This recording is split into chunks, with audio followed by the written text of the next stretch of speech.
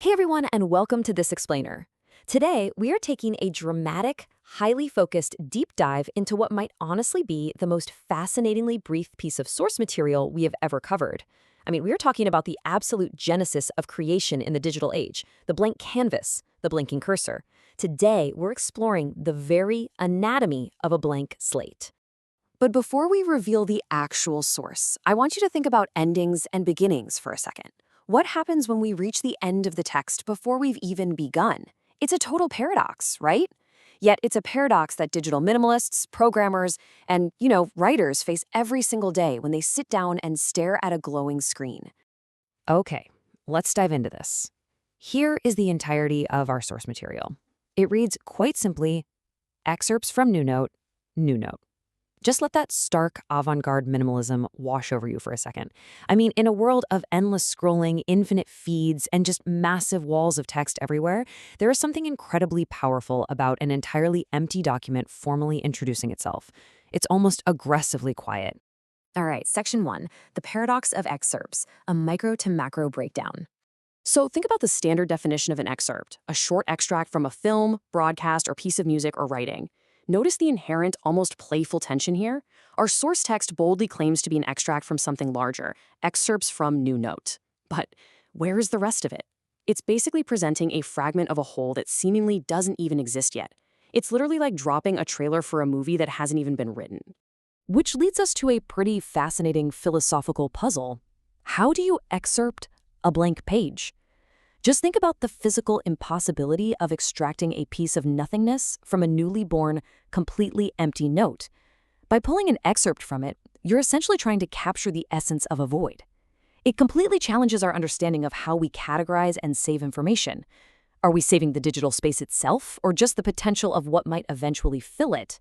Moving on to section 2, defining the new note, our subject matter focus. And this brilliantly illustrates the tension between the two words that make up our title. On one side, you have the word new. New represents origins, the undefined, just absolute boundless potential.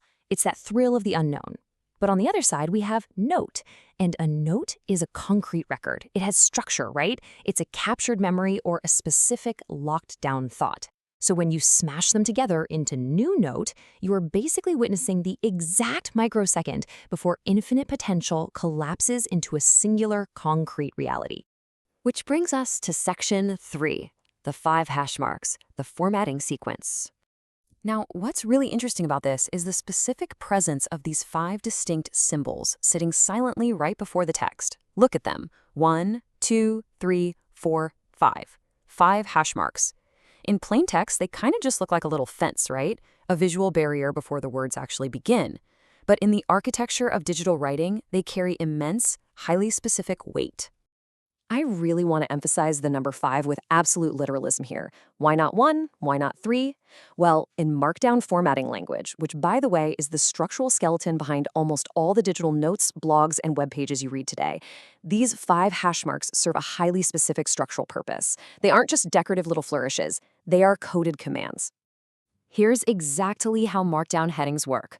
A single hash mark, an H1, is the largest, loudest, most aggressive title you can put on a page. It literally screams for attention.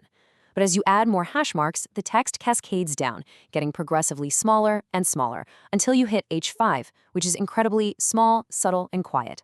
Notice the extreme irony here? Rather than announcing this brand new note with a giant booming level 1 heading, the author deliberately chose to use 5 hash marks, the quietest, most subtle level 5 whisper possible. It's literally a document entering the world on its tiptoes. Okay, section 4. What comes next? The final implications.